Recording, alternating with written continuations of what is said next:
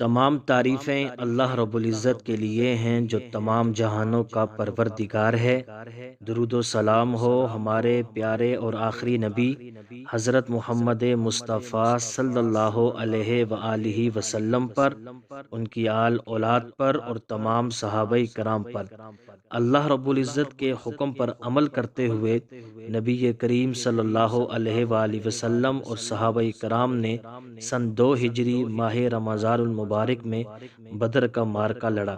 مذکورہ تاریخ کو آپ صلی اللہ علیہ وآلہ وسلم مدینہ منورہ سے تقریباً 150 کلومیٹر دور بدر کے مقام پر تشریف لے گئے، اور آپ صلی اللہ علیہ وآلہ وسلم نے مقام روحہ پہنچ کر حضرت ابو البابا بن عبد المنذر انصاری رضی اللہ تعالی عنہ کو مدینۃ المنورہ کا قائم مقام حاکم بنایا اور انہیں مدینہ واپس بھیج دیا۔ قریش کا ایک بہت بڑا تجارتی قافلہ ابو سفیان بن حرب کی قیادت میں شام کی طرف جا رہا تھا۔ قافلے میں لاکھوں دراہم کی مالیت کا مال و اسباب اونٹوں پر لدا ہوا تھا۔ مسلمان چونکہ مکہ میں قریشیوں کے مہلک جان لیوا مظالم کو سہ چکے تھے، اس لیے وہ اس بات کو بخوبی جانتے تھے کہ اگر قریش کی معیشت مضبوط ہو گئی تو وہ اسلام کو مٹانے میں ذرہ برابر بھی تحمل نہیں کریں گے۔ اسی طرح مسلمانوں نے اس قافلے کو روکنے کی کوشش کی تاکہ کافروں کی عسکری طاقت کی بنیاد ہی مسمار ہو جائے اور انہیں مسلمانوں پر حملہ کرنے کا موقع نہ ملے، لیکن یہ قافلہ بچ نکلنے میں کامیاب ہو گیا۔ مسلمان اب اس انتظار میں تھے کہ کب یہ قافلہ واپس آتا ہے۔ قافلے کے واپس ہونے کی اطلاع ملی تو 12 رمضان المبارک سن 2 ہجری کو نبی اکرم صلی اللہ علیہ وآلہ وسلم 313 مسلمانوں کو ساتھ لے کر مدینہ سے روانہ ہوئے، 60 مہاجرین جبکہ باقی انصار تھے۔ دوسری طرف ابو سفیان جنہوں نے ابھی تک اسلام قبول نہیں کیا تھا، جب مسلمانوں کی آمد کا علم ہوا تو انہوں نے ایک تیز رفتار گھڑ سوار کو مکہ کی طرف دوڑایا اور قریش مکہ کے نام پیغام بھیجا کہ یہی موقع ہے اسلام کی شمع کو ہمیشہ کے لیے بجھا دینے کا، تم جلدی سے اسلحہ اور سواریاں سمیت پہنچو۔ قریش مکہ تو پہلے سے تیار بیٹھے تھے، 1000 سپاہی، 100 سواریاں، نیزے، تلواریں، ڈھالیں اور جنگی ہتھیار سے لیس ہو کر مسلمانوں کی طرف بڑھنے لگے۔ بدر میں قریشیوں کی فوج نے پڑاؤ ڈالا تو آپ صلی اللہ علیہ وآلہ وسلم کو اس کا علم ہوا تو صحابہ کرام سے رائے دریافت کی تو مہاجرین کے سرخیل جناب سیدنا ابوبکر صدیق، حضرت عمر فاروق رضی اللہ تعالی عنہما نے مجاہدانہ تقریر کی، جانثاری کا یقین دلایا۔ اس کے بعد حضرت مقداد رضی اللہ تعالیٰ عنہ کھڑے ہوئے اور کہا، ہم قوم موسیٰ جیسی بے وفا قوم نہیں جنہوں نے اپنے نبی سے کہا تھا کہ تم اور تمہارا رب جا کر لڑو، ہم یہیں بیٹھے ہیں، بلکہ ہم آپ کے دائیں بائیں آگے پیچھے آپ کی حفاظت کریں گے، ہر وقت آپ کے ساتھ رہیں گے۔ اسی طرح آپ صلی اللہ علیہ وآلہ وسلم نے انصار مدینہ کی رائے لی۔ حضرت سعد بن معاذ رضی اللہ تعالیٰ عنہ نے کہا، یا رسول اللہ، آپ جہاں تشریف لے جائیں ہم آپ کے ساتھ ہیں، جس سے جیسا چاہیں تعلق نبھائیں، ہم سے جو لینا چاہیں یا ہمیں کچھ دینا چاہیں ہم ہر طرح تیار ہیں، جو حکم فرمائیں ہم آپ کے شانہ بشانہ ہیں۔ بدر کیا ہے، اگر آپ برق غماد ایک جگہ کا نام ہے وہاں تک بھی جائیں گے ہم آپ کے ہم رکاب رہیں گے، اگر آپ ہمیں سمندر میں کود جانے کا حکم دیں گے تو ہم کود پڑیں گے۔ تو نبی کریم صلی اللہ علیہ وآلہ وسلم بے حد خوش ہوئے اور بدر کے قریب ایک چشمے پر پڑاؤ ڈالنے کا حکم دیا۔ حضرت سعد بن معاذ رضی اللہ تعالیٰ عنہ کے مشورے سے آپ صلی اللہ علیہ وآلہ وسلم کے لیے عریش یعنی چھپر بنایا گیا تاکہ آپ صلی اللہ علیہ وآلہ وسلم وہاں سے جنگی صورتحال کو خود ملاحظہ فرما سکیں۔ 17 رمضان المبارک کو دونوں فوجوں نے پڑاؤ ڈالا۔ آپ صلی اللہ علیہ وآلہ وسلم رات بھر اللہ رب العزت کے حضور دعا اور مناجات کرتے رہے۔ بالآخر وہ وقت آن پہنچا جب بدر کا میدان حق و باطل کا استعارہ بن گیا، جو صحابہ کرام رضی اللہ تعالیٰ عنہم کی جرأت و شجاعت، بہادری اور جان بازی، اللہ کی مدد اور نصرت اور نبی کریم صلی اللہ علیہ وآلہ وسلم کی بہترین عسکری حکمت عملی کی مثال کے طور پر جانا جاتا ہے۔ 17 رمضان المبارک کو جب نبی اکرم صلی اللہ علیہ وآلہ وسلم نے فوج کی صف بندی کی اور دست رحمت کو بارگاہ رحمت میں دراز کرتے ہوئے التجا کی کہ اے پروردگار، جو آپ نے مجھ سے وعدہ فرمایا ہے اسے پورا فرمائیں۔ اگر آج یہ مٹھی بھر جماعت مٹ گئی تو تا قیامت آپ کی عبادت کرنے والا کوئی نہیں ہوگا۔ یہ صبر آزما امتحان تھا۔ مسلمانوں کے تلواروں کے نیچے ان کے قلب و جگر کے ٹکڑے اور بزرگ بھی آ رہے تھے، لیکن اسلام کی محبت غالب تھی۔ ابو جہل جو اس امت کا فرعون کہلایا جاتا ہے، اس کا قتل دو انصاری بھائیوں حضرت محوذ بن افرا، حضرت معاذ بن افرا رضی اللہ تعالیٰ عنہما نے حضرت معاذ بن عمر بن جموح رضی اللہ تعالیٰ عنہ کی معاونت سے زخمی کیا تو آپ صلی اللہ علیہ وآلہ وسلم نے فرمایا کہ دیکھ کر آؤ کہ ابو جہل کا کیا بنا۔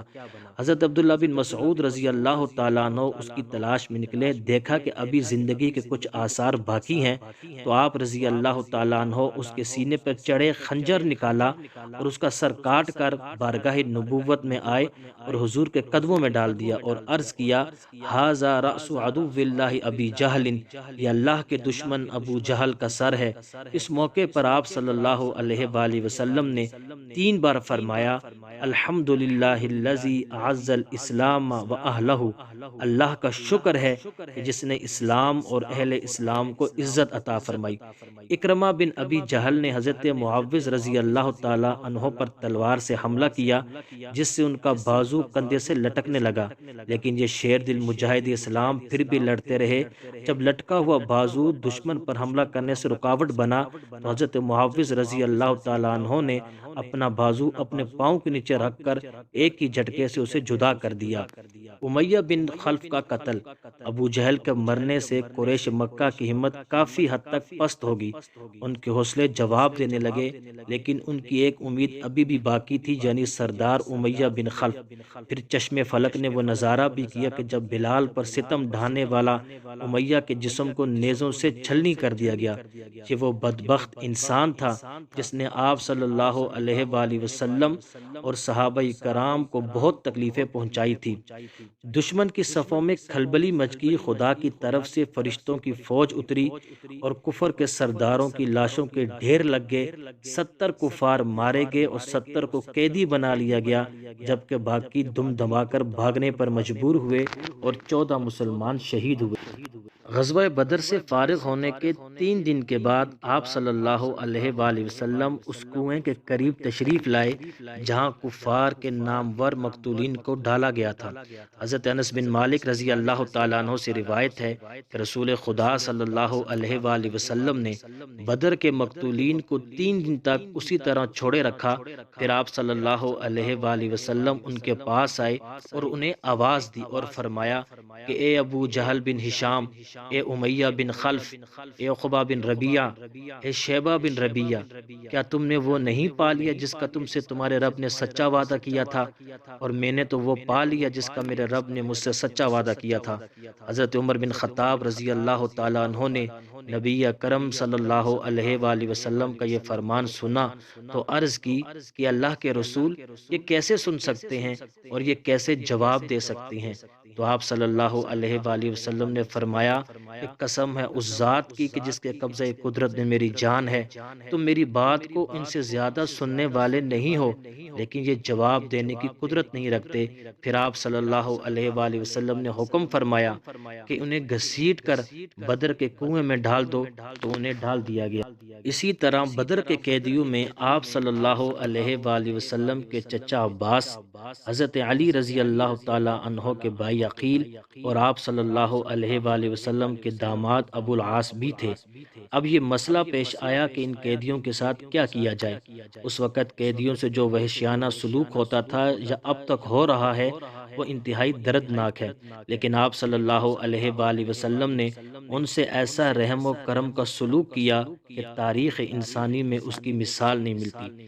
قیدیوں کو صحابہ کرام رضی اللہ تعالیٰ عنہم میں تقسیم کر دیا گیا اور ان سے حسن سلوک کا تاکیدی حکم بھی سنا دیا گیا۔ صحابہ کرام رضی اللہ تعالیٰ عنہم اجمعین بھی اپنی جان کے دشمنوں سے ایسا کریمانہ سلوک سے پیش آئے کہ خود کھجوروں پر گزارا کر کے قیدیوں کو کھانا کھلاتے۔ انہی میں ایک شخص سہیل بن عمرو بھی تھا جو بلا کا خطیب تھا۔ نبی اکرم صلی اللہ علیہ وآلہ وسلم کے خلاف تقریریں کر کے لوگوں میں آپ کی نفرت نفرت پیدا کرنے کی کوشش کرتا رہتا تھا۔ حضرت عمر بن خطاب رضی اللہ تعالیٰ عنہ نے اس کے متعلق رائے دی کہ اس کے نچلے دو دانت اکھاڑ دیے جائیں تاکہ تقریر نہ کر سکے، لیکن آپ صلی اللہ علیہ وآلہ وسلم نے ذرائع شفقت اسے منظور نہ فرمایا۔ جن قیدیوں کے کپڑے خراب ہو گئے یا پھٹ کے ان کو کپڑے دینے کا حکم دیا۔ حضرت عباس رضی اللہ تعالیٰ عنہ کا قد لمبا تھا، کسی اور کا کرتا ان کے بدن پر پورا نہیں آتا تھا، تو عبداللہ بن ابی منافق نے اپنا کرتا دیا۔ احادیث میں آتا ہے کہ جب یہ منافق مرا تو آپ نے اس کے کفن کے لیے اپنا کرتا دیا، جو اسی احسان کا بدلہ تھا۔ ایک قیدی ابو عزیز کا بیان ہے کہ میں جس انصاری کے ہاں قید تھا وہ صبح و شام میرے سامنے کھانا رکھتے، روٹی اور سالن میری طرف رکھتے اور خود چند کھجوریں کھا کر گزارا کر لیتے۔ مجھ کو شرم آتی، میں روٹی ان کے ہاتھ میں دے دیتا، لیکن وہ اسے ہاتھ بھی نہ لگاتے اور مجھے واپس کر دیتے۔ اب بدر کے قیدیوں کے بارے میں اختلاف پیدا ہوا، کیا ان قیدیوں کو فدیہ دے کے چھوڑ دیا جائے یا قتل کر دیا جائے؟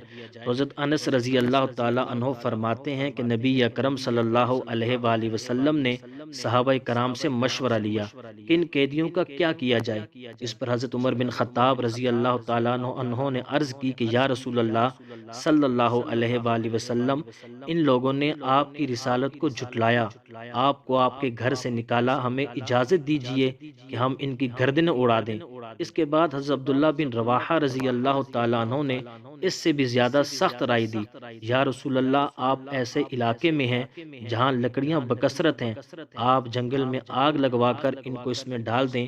اور آخر میں مزاج شناس رسول سیدنا ابو بکر صدیق رضی اللہ تعالیٰ عنہ کھڑے ہوئے اور عرض کی کہ یا رسول اللہ، یہ آپ کی قوم ہے، آپ کے گھر والے ہیں، انہیں زندگی کی مہلت دیں، توبہ کرائیں، امید ہے کہ اللہ رب العزت بھی ان کی توبہ کو قبول فرمائیں گے۔